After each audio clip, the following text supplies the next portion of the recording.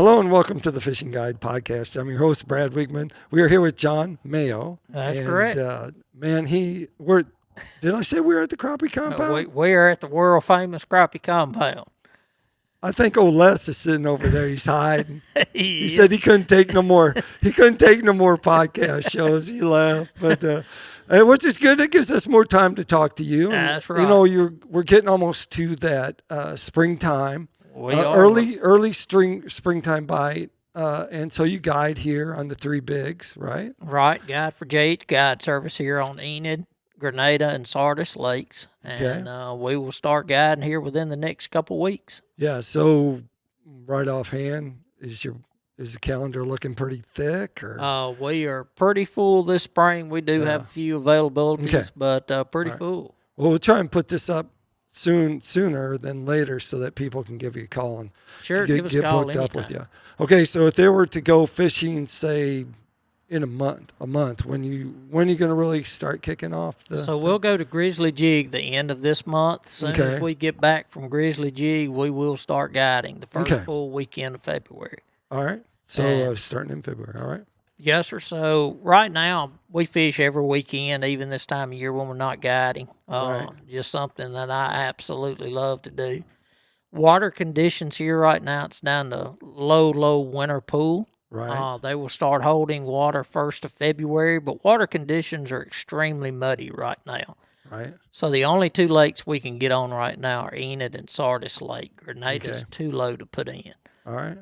But fish are in the mid-lake. Scattered all over the lake, quite a few fish hanging out around the river channels. Water temp when I fished Sunday was around 39 degrees. Right now, if you're looking for fish to catch, if the fish is not 3 foot or shallower in the water column, don't even bother. The shallower they are, more likely they are to bite. Yep. And they're just coming up, the surface to warm up in the warmest water. And just take a big profile bait. I'm using an 18-foot B&M Black Diamond. Putting a 1/2 ounce egg weight pegged above my jig. Using a 1/4 ounce jig head. Right. And using mainly a crappie magnet slab magnet. Okay. And big profile bait for this muddy water. What jig head are you using? So I make my own. For this time of year, but I do use a lot of the eye-hole jigs for scent. But I make a jig head with an extra heavy wire hook. I like, those shallow fish on a hook set. I like a good stiff hook. But there's only basically 2 colors. All right. This is going to make it easy. Is this all year round? This time of year. Okay. Basically.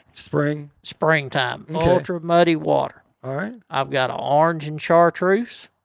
All right. I have got Blake's Glow, which is a solid chartreuse, and then a white and chartreuse. Those are my 3 go-to colors that I basically, you can look at my boat right now. I've got 4 black diamonds rigged up, and that is the only 3 colors on them 4 poles. Now, Blake don't want to hear this. None of them want to hear that you're only using those 3 colors. It just a bright color, because water clarities, and it depends day to day. If you have a really bright, sunshiny day, you could probably get away with a black and chartreuse or a trick-or-treat black and orange. But most days, those bright colors, I think they can just see it a little better. Let's talk about someone who comes down here and wants to fish after February, start of February and stuff, and they start rolling in February, March. What are they going to do with you when they get in the boat? So when we come down, start in February, we will primarily be live scoping. Water's still that time, so they will start holding water in these lakes, and they'll start coming up as we go through our spring rains. Okay. So month of February, we will primarily live scope. Okay. Going into the month of March, we will get out some fish. We'll start roaming, going up creek mouths, getting ready pre-spawn pattern. Right. We'll take an 18-foot BGJP, run 2 single 1/4 ounce jigs on it with a slab curly or a crappie magnet on them. Right.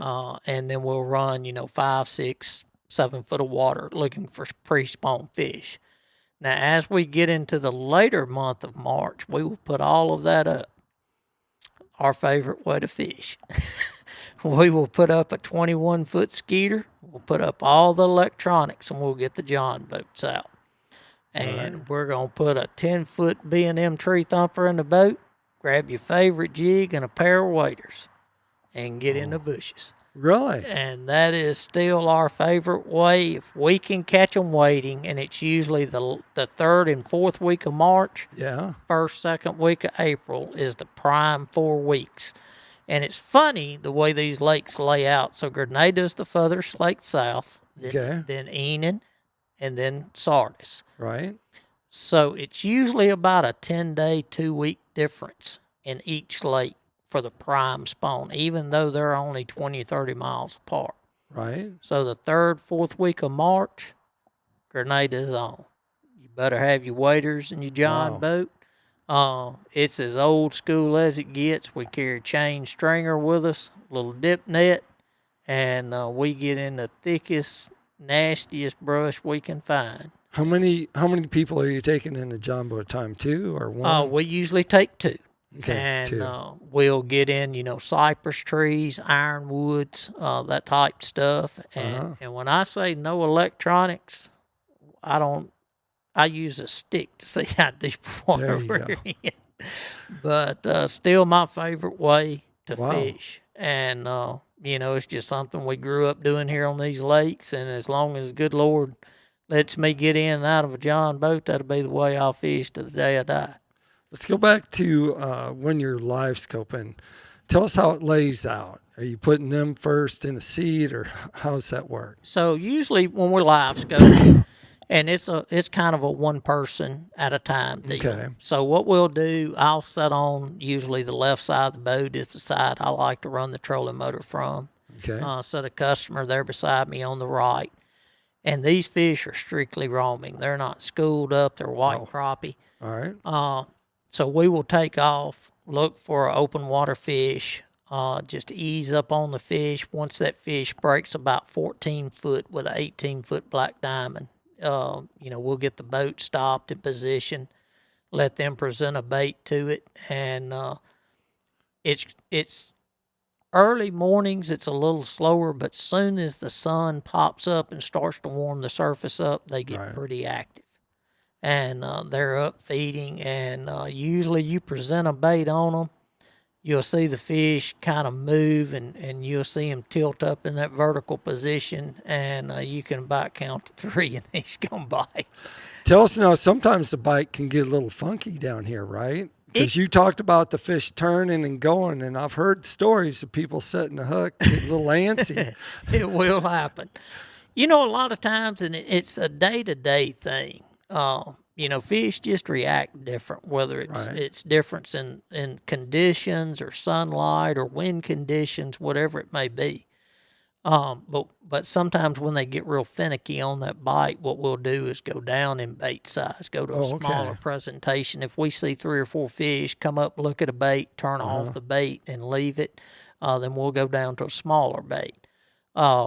I have got a jig that I tie myself that is a white head, white body, white tail. Wow. And it's something about white that they can see in that muddy water. And it's a 16th ounce jig head. Pretty small jig, not real bulky. Usually if you have plenty of sunlight, that small hair jig, they just absolutely cannot stand that white hair jig. And I think what it does is it simulates, shad. Cleaned some fish Saturday, and every fish I cleaned had 3 to 5 shad in each one of them. Really? They are feeding heavy right now. And eggs are starting to mature. I had some pretty good egg sacs in a couple females, and they're not anywhere. They're just starting to form right now. But they are definitely feeding and are getting ready for pre-spawn conditions. All right, let's go a little deeper into the next. You said the next time when you put the live scoping poles away and you go to the next part? So we will go to using a 18-foot B&M PST Pro Staff trailer. Right. We'll use 2 1/4-ounce jig heads. So a double stack, right? Double stack. How far is the distance between Usually each one? about 18 inches to 18 24 inches inches apart, depending okay. on depth of water that we're in. Right. And we just usually tie them with a loop knot directly to our line. Okay. A crappie magnet, slab magnet is our bait of choice. They like a little action. This is when the water's starting to warm, 58 to 60 degrees, right at pre-spawn. Okay. And these fish are positioned out at the mouths of creeks. And we'll take these baits and just push them up shallow flats on the edge of creek channels. And so you spider rigging? Or we'll be spider rigging. Oh, okay, all right. So you're spider rigging doing that. Now, setup. we will have the live scope turned on. Right. And we usually run those baits around 0.6 mile an hour. Warmer days, we may get up to 0.8. Really? But we'll set that live scope out to about 50 foot, and we're strictly looking for those open water fish. How heavy is your jig head? 1/4 ounce, 2 1/4 ounce. So we've got 2 1/4 ounce. 2 Yep. 1/4 ounce. We've got a half Okay. ounce on each pole. All right. And absolutely fun way. Those big males, once that water warms up, get pretty aggressive. That's a pretty fast, like pretty, as spider rigging goes. That's because you're going from that to like power trolling. That's right. Here at the compound, everyone's going through 300 miles an hour, and you think they got a 300 Mercury on the back of their boat. But So my idea, early in the Yeah. morning, we may start out a little slower. Water okay. temps are a little cooler, right. cool spring morning. So we may start out around 0.5. But as that sun warms up, if you start peeling off layers, yeah, I always say go as fast as you can go, as long as the fish will bite it. wow, And so just let the fish dictate. And another key to that technique, as we're running creek channels and all, never Right. run just in a straight line. If you'll take that boat, turn it, say if you're right on a creek channel, right, and say your right side of your boat is over the creek, when you turn those baits and back and forth, those baits rising and falling, just like pulling crankbaits, Right. a lot of times will trigger a bite. yeah, So that kind of dictates, if you'll pay attention to the details of when you make that turn. If they bite on the outside, you may want to speed up because that bait has sped up. okay, If they bite on the inside pole, then you may want to slow down.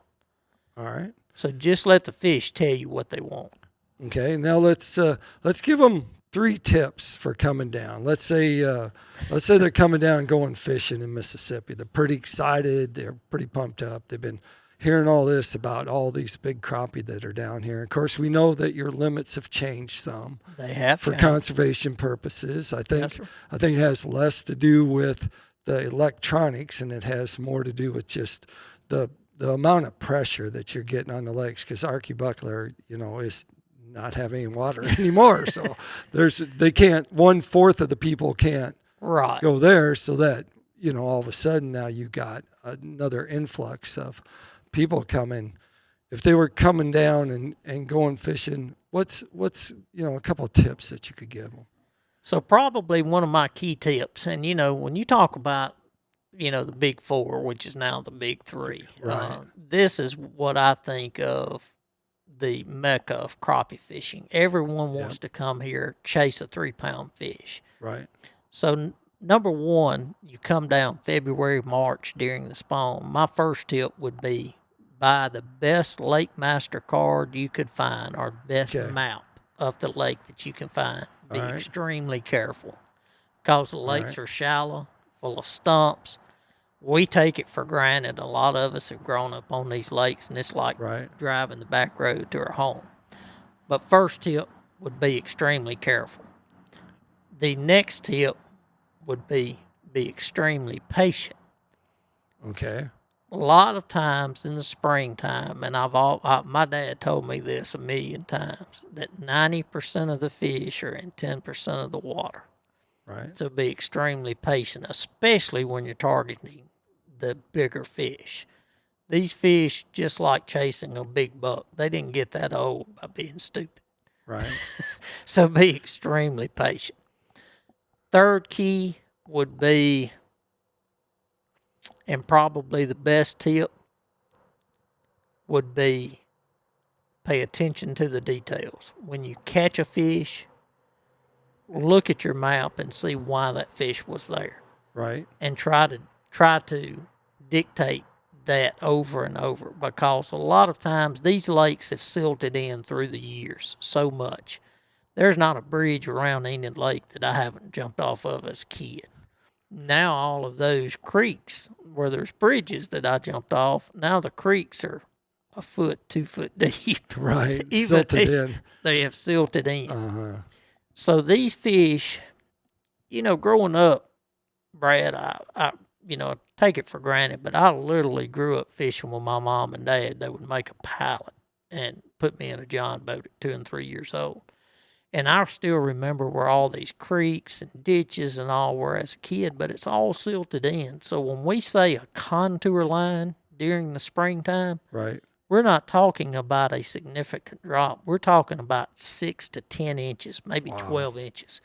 These creek channels, they're not there anymore. But it's just a slight indentation where they were. And these fish still use those ditches and creek channels just like we use highways. Yep. So pay extreme close attention to the details of where you catch each fish, because that will tell you another place to go look. A lot of times you will look and look and look, and these fish will be out in open water, and they will be multiple fish in a very small area. Right. And it's just paying attention to the details. And, these fish get chased hard down here in the spring. I mean hard, 7 days a week. And if you pay attention to the details of where these fish are at, you'll definitely catch more fish. I think we have to give them a fourth tip. And the fourth tip is to hire John to take you out fishing at least the first couple days or a day or a couple days, and let him kind of show you to get around safely. So if nothing else, you've saved your lower unit, or you've saved your prop. So whatever money it costs to hire John or some other guide, it's well worth it to get around. So, it is. It can be extremely dangerous down here in springtime. It really can be. And that's the biggest thing, have a safe and fun trip. That's right. So that takes us to Tackle Time. Tackle Time sponsored by PICO Lures. PICO Lures has a complete line of hard and soft baits. Everything you want to catch crappie on, but also bass and walleye and stripers. And shoot, they catch everything on those suckers. So you can check them out at picolures.com. John, if they want to get in touch with you, how they get in touch with you? So you can look us up on Facebook at JH Guide Service. Give me a call. My phone number is 662-458-1122. We'll be at Grizzly Jig. Hope to see everyone there. And have any questions, just give us a call. All right, there you go. Like I always like to say, keep your hooks sharp and your lures in the water.